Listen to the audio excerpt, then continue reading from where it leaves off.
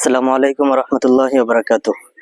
সবাই একটা বিষয় জানতে চেয়েছিলেন যে ভাই আপনারা তো গরু ঘরে তো খামারে তো মশারি ইউজ করেন না, তো তাহলে মশা মাছি কিভাবে লড়ান, মশা মাছি কিভাবে কুদান? এই যে দেখতেছেন আমার হাতে যে নারিকেলের যে উপরে যে ছোকলাটা আছে এইটা, আর ধূপ, এই যে হাতে ধূপ আছে, এই যে গুঁড়ো ধূপ, এই ধূপ আসরের পরে মাগরিবের আগে ধূপটা জ্বালাই তারপরে মাগরিবের পর এই যে ফিনিশ, এই এই ফিনিশ আর কেরোসিন তেল, মানে এটার অর্ধেক যদি কেরোসিন তেল হয় 3/1 ফিনিশ দিয়া চারপাশে আমরা স্প্রে করে দিই গরুর পায়ে চারপাশে।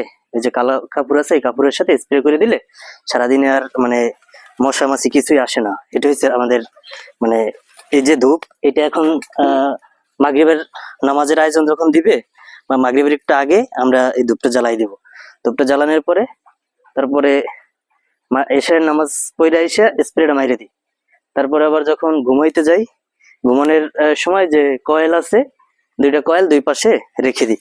তো এখন দেখাবো যে আমরা ধূপটা কিভাবে জ্বালাই। সো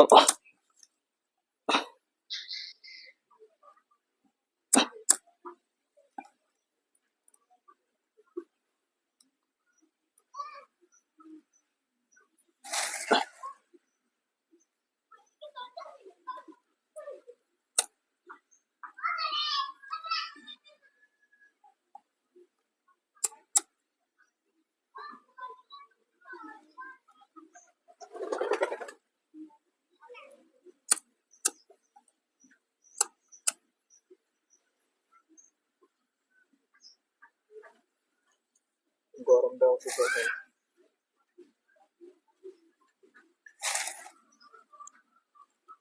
হাতের ব্যান্ডে ক্যামেরা হুম হুম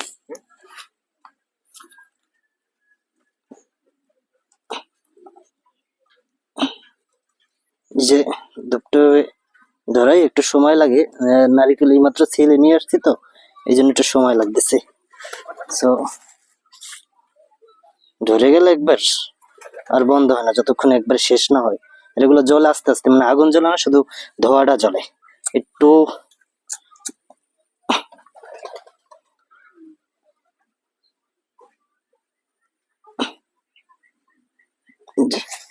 একটু ধূপ মেরে দিলে আস্তে আস্তে ধোঁয়া শুরু হয়ে যায়।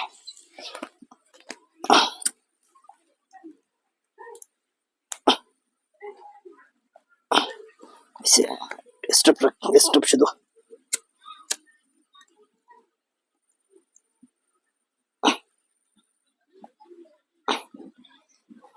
স্টার দে এই কর। এই যে ধূপটা দিয়ে একটু ধরাই হালকা ভাবে নাড়া দিলে হয়, নাড়া দিয়া যেভাবে একটু ধূপ মেরে দিবেন, জাস্ট, আর কিছু লাগবে না। এই যে দেখবেন এরপর ধোঁয়া, অনেক ধোঁয়া আসে। এই যে আসেনি আসেনি, এই যে হালকা সামনে রেখে দিলি, যেভাবে এভাবে রেখে দিই, এভাবে রেখে দিই। তারপরে যে হাতে যে ফিনিশ হয় যেটা দেখছেন, এই যে ফিনিশ আর কেরোসিন তেল এভাবে দিয়ে দিই, যে স্প্রে করে এভাবে।